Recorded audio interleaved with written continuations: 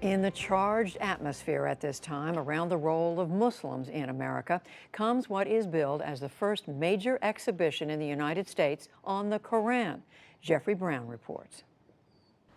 This is one of the great highlights of the exhibition. It's a Quran from the early 14th century, from about 1330, signed by a great master called... Signed. Yeah. A holy book as a work of art, the Quran, sacred to some 1.6 billion Muslims around the world. A new exhibition at the Smithsonian Institution's Sackler Gallery in Washington, D.C. presents 68 of the most important and exquisite Qurans ever produced.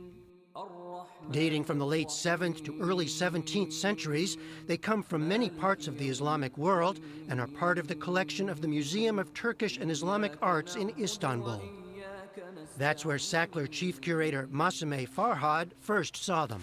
I realized that these were true works of art, that every single one of them was astounding in its sort of mastery of the calligraphy, of the styles, and also of the scale of the works. And that is something that, to me, was very important and motivated me in trying to organize this exhibition, because I thought it really shifted my perception of what these works are, and I'm hoping that it will also shift the perception of the visitors who come to the museum to see the exhibition. For Muslims, the Quran is a divine text, a series of revelations transmitted from the angel Gabriel to the prophet Muhammad between 610 and 632. It includes references to earlier figures, including Abraham, Moses, and Jesus. The term itself means recitation. The Quran stems from an oral tradition, but the text was written down and codified in a fixed form not long after the death of Muhammad.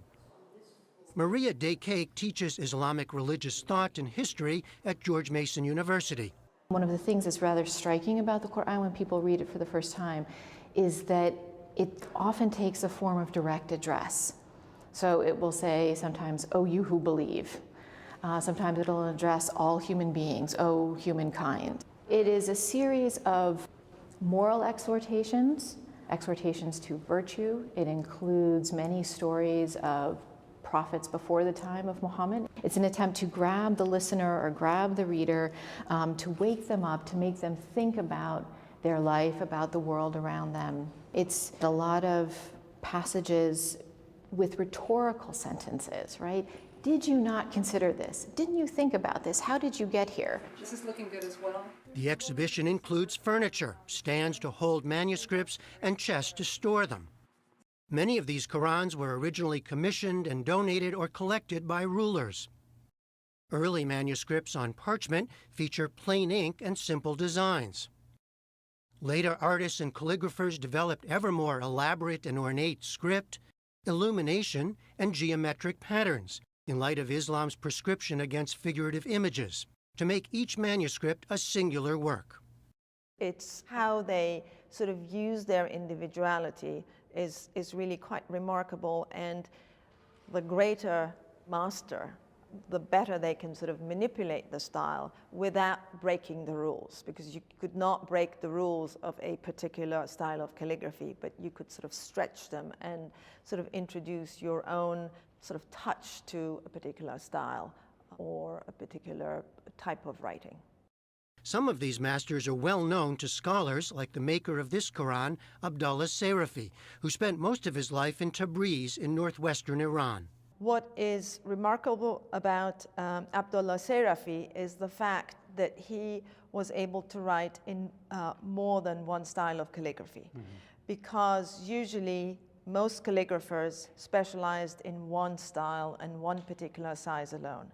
It was clearly a Quran that was meant for display. It is so lavish in its use of both illumination in terms of that sort of very rich black ink, the fact that every gold line is outlined in black. I mean, this is a visual feast and is supposed to be viewed and looked at. So it was meant as a display copy.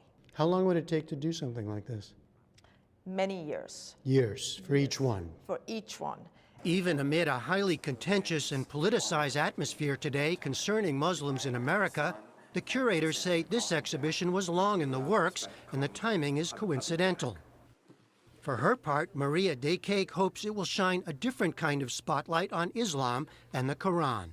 You will hear sometimes Islamophobic comments about Islam, and they'll say, well, you know, why would I want to know anything about this text? I see what kinds of things it produces, right? It produces people who behave in these violent ways or something like that.